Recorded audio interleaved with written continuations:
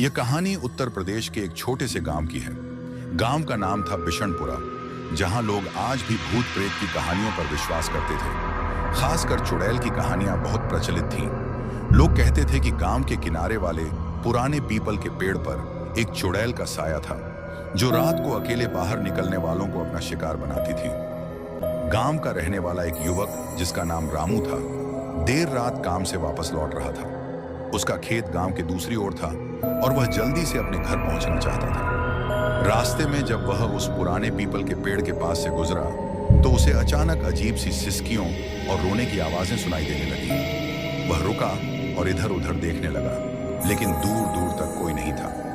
रामू ने इन आवाजों को नजरअंदाज करने की कोशिश की और आगे बढ़ा, लेकिन कुछ ही दूर जाने के बाद उसे लगा कि कोई उसके पीछे पीछे चल रहा है। उसने पलट कर देखा, लेकिन वहां कोई नहीं था। चुड़ैल का सामना काफी डर चुका था।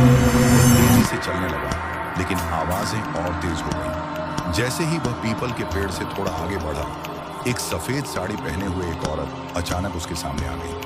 वह बेहद डरावनी थी। उसके लंबे उलझे हुए बाल और उलटी दिशा में मुड़ा हुआ चेहरा रामू को देख रहे थे। रामू के पैरों तले जमीन खिसक गई।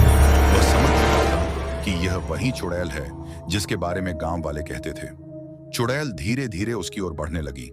रामू पूरी ताकत लगाकर भागने लगा, लेकिन उसके पैर मानो जमीन में धंस गए थे।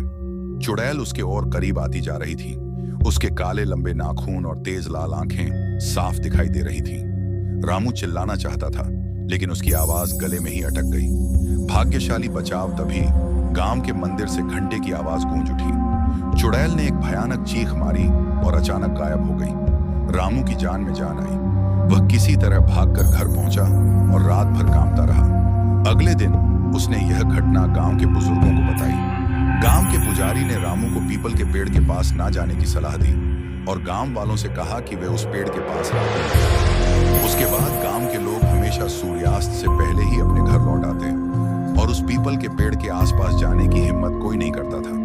लेकिन अब भी कभी कभी गांव के लोग रात को उस पेड़ के पास से गुजरते हुए सिसकियों की आवाज सुनने का दावा करते हैं। क्या वह चुड़ैल अब भी उस पेड़ के पास है?